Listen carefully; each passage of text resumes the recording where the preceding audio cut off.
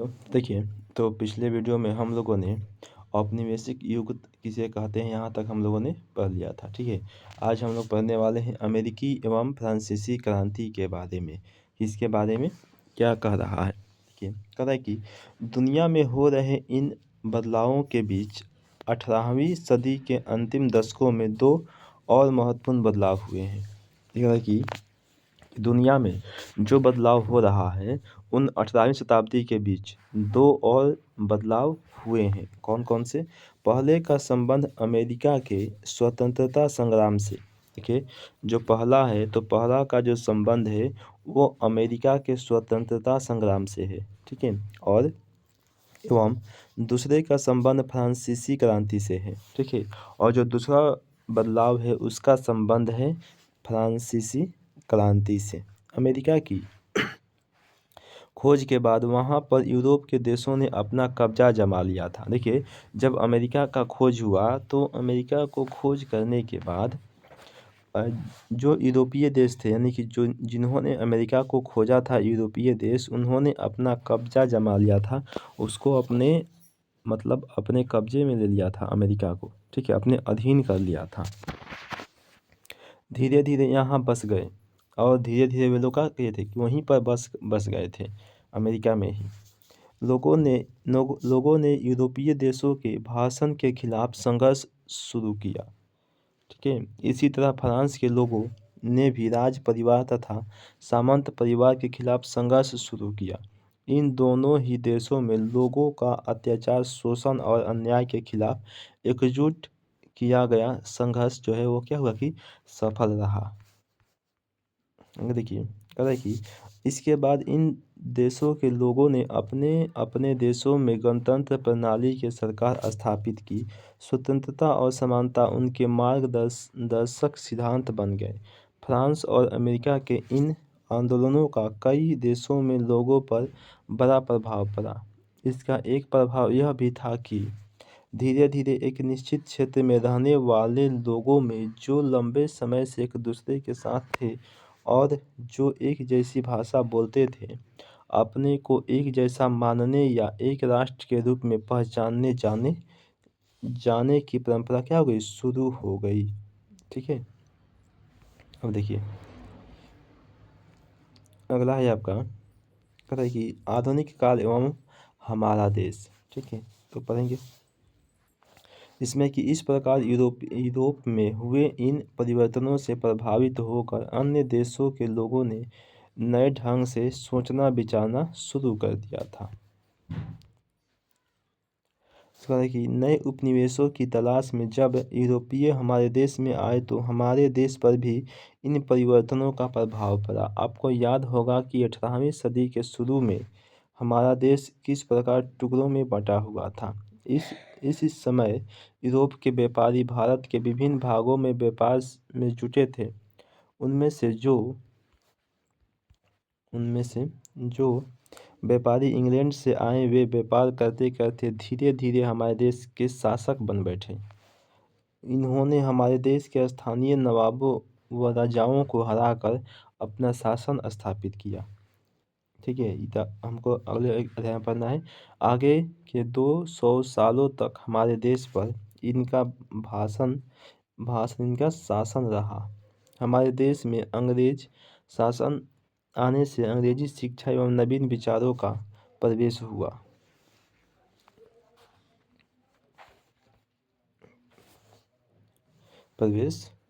फलतः भारतीय लोगों में जागृति आई। आगे की इकाइयों में आप देखेंगे कि किस प्रकार अंग्रेजों ने हमारे देश के आर्थिक संसाधनों का अपने लाभ के लिए इस्तेमाल किया। अपनी ज़रूरतों की चीज़ों को सस्ती कीमत पर खरीदा, निर्यात के लिए या अपने लाभ के लिए नई फसलों की खेती कराई। आगे आप यह भी जानेंगे कि लंबे समय तक अंग्रेजी शासन के फलस्वरूप हमारे देश के मूल्यों, मान्यताओं, पसंद नापसंद, रीति रिवाज और तौर तरीकों में महत्वपूर्ण बदलाव आए।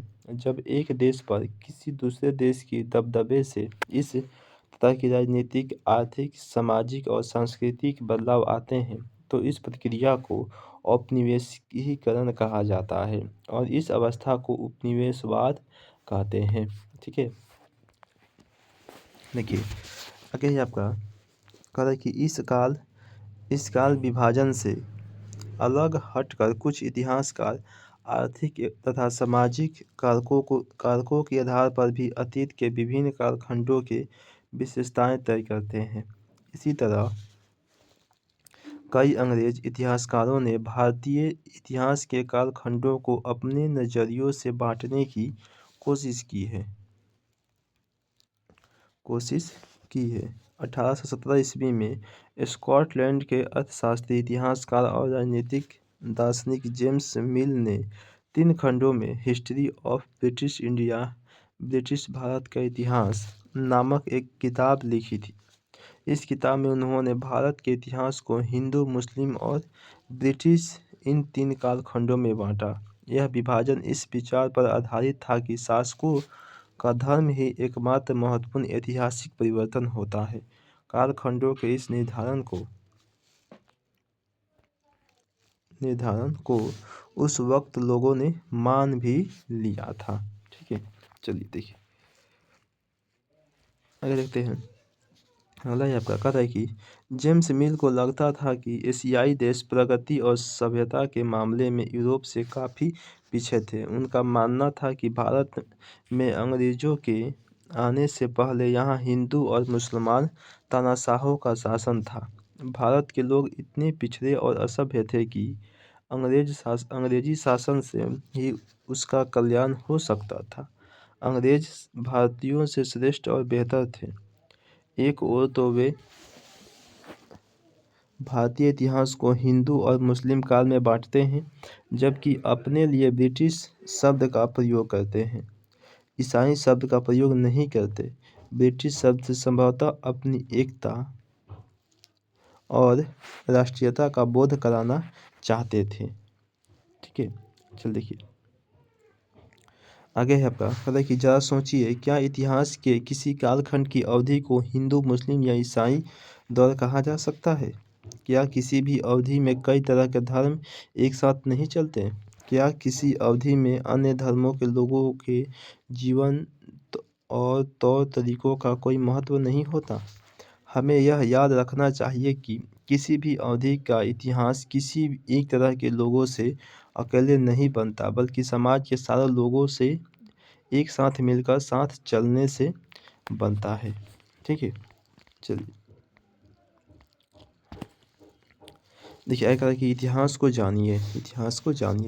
आपने पिछली कक्षाओं में पढ़ा है कि इतिहासकार इतिहास को जानने के लिए जिन स्रोतों का एवं साधनों का प्रयोग करते हैं उसे ऐतिहासिक स्रोत कहते हैं।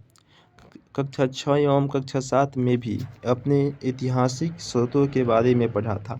प्राचीन काल एवं मध्यकाल के कुछ ऐतिहासिक स्रोत के स्मरण करते हुए निम्न तालिका को भरने का प्रयास कीजिए। देखिए यहाँ पर छोड़ दिया है, जैसे शिलालेख था। ठीक है, प्राचीन काल में और मध्यकाल में क्या आ गया? पांडुलिपि आ गया। चलिए इसे आप भर सकते हैं अपने से, क्लास 6 और 7 का है। अगर स्मरण करें, प्राचीन काल एवं मध्यकाल के स्रोत तो प्रायः एक ही थे, लेकिन प्राचीन काल की तुलना में मध्यकाल में स्रोतों की संख्या काफ़ी अधिक हो गई। आपने देखा कि पुराने प्रकार के स्रोतों के अतिरिक्त मध्यकाल के कुछ नए स्रोत भी सामने आए। आगे आप पाएंगे कि आधुनिक काल में इन स्रोतों की संख्या एवं विविधता में भी वृद्धि हुई। ऐसा क्यों हुआ? आइए इसे समझने का प्रयास करते हैं। चलिए देखिए कह रहा है कि 7वीं कक्षा में आपने पढ़ा था कि 19वीं सदी से पहले और के सालों में छापाखाने नहीं थे। लिपिक या नकलविश हाथ से ही पांडुलिपियों की प्रतिकृति बनाते थे। बाद में 19वीं सदी के मध्य तक छपाई तकनीक के माध्यम से सरकारी विभाग के कार्रवाइयों के दस्तावेज की कई प्रतियां बनाई जाने लगी। इन महत्वपूर्ण दस्तावेजों की प्रतियों को आप आज भी अभिलेखागारों एवं पुस्तकालयों में देख सकते हैं। कि अभिलेखागारों में सरकार के दस्तावेजों को सुरक्षित रखा जाता है। इन दस्तावेजों में सरकार की योजनाओं एवं कर से संबंधित दस्तावेज, पुलिस, सीआईडी रिपोर्ट, विभिन्न राजनीतिक पार्टियों की गतिविधियों के रिकॉर्ड, विभिन्न कमीशनों के रिकॉर्ड आदि शामिल होते हैं। आज भी हर जिले में एक रिकॉर्ड रूम होते हैं। इन्हें आप भी देख सकते हैं। इसके अतिरिक्त तहसील के दफ्तर, कलेक्टर, कमिश्नर के दफ्तर, कचहरी आदि के रिकॉर्ड रूम भी क्या है कि महत्वपूर्ण होते हैं। चलिए देखिए आगे है कि देखिए कि इसी तरह पुस्तकालयों में वर्षों पहले के पुराने अखबार, व्यक्तिगत पत्र, डायरियाँ, निजी दस्तावेज आदि चीज़ों को सुरक्षित रखी जाती है। महान व्यक्तियों के जीवन एवं आत्मकथा भी इतिहास के अध्ययन में उपयोगी साबित हुए हैं। इन पुस्तकों से हमें उन व्यक्तियों के बारे में विशेष जानकारी मिलती है जिन्होंने राजनीतिक, प्रशासन एवं समाज सेवा के क्षेत्र में महत्वपूर्ण योगदान किया है। साथ ही इन पुस्तकों से हमें उस समय के समाज में हो रही विभिन्न प्रक्रियाओं के बारे में भी पता चलता है। देखिए आगे कि आत्मकथा एवं जीवनी से संबंध अपने शिक्षक की सहायता से चर्चा करें।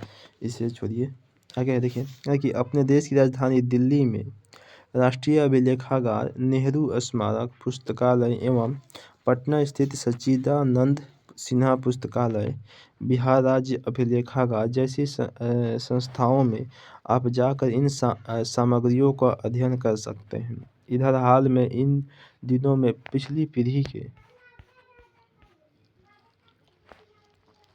के महत्वपूर्ण व्यक्तियों के भाषण, साक्षात्कार एवं स्मृतियों के रिकॉर्ड रखने की परंपरा भी कुछ संग्रहालयों में शुरू की गई है। 19वीं सदी की शुरुआत तक पूरे देश का मानचित्र तैयार करने के लिए बड़े-बड़े सर्वेक्षण किए जाने लगे।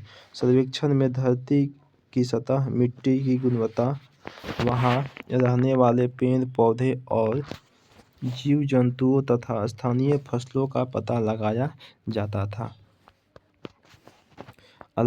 इसके अलावा वनस्पतिक सर्वेक्षण, प्राणी वैज्ञानिक सर्वेक्षण, पुरातात्विक सर्वेक्षण, मानवीय सर्वेक्षण, वन सर्वेक्षण आदि कई दूसरे सर्वेक्षण भी पाए जाते थे। आज ये सारे सर्वेक्षण महत्वपूर्ण ऐतिहासिक स्रोत साबित हो रहे हैं।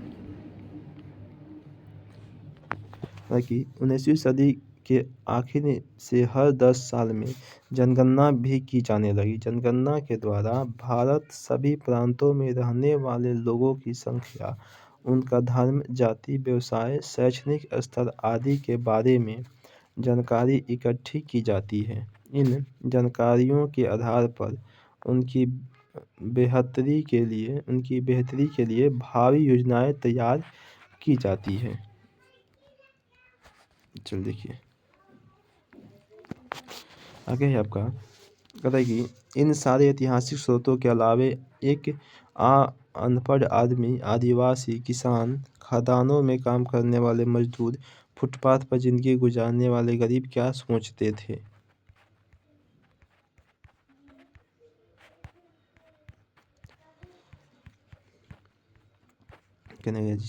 यहाँ पर देखिए उनके अनुभव क्या थे। इसे जानने के लिए हम लोगों को अभी और कोशिश करनी पड़ेगी। इसके लिए हमें उस समय के कवियों और उपन्यासकारों की रचनाएं, स्थानीय बाजारों में बिकने वाली लोकप्रिय पुस्तकें, यात्रियों के स्मरण आदि चीज़ों को टटोलना होगा। आपने महान उपन्यासकार मुंशी प्रेमचंद के बारे में अवश्य सुना होगा। इनकी कई रचनाएं जैसे गबन, गोदान एवं कफन में एक सामान्य आदमी की परिस्थितियों का जिक्र है। इनकी रचनाओं में तत्कालिक समाज की तस्वीर भी देखने को मिलती है।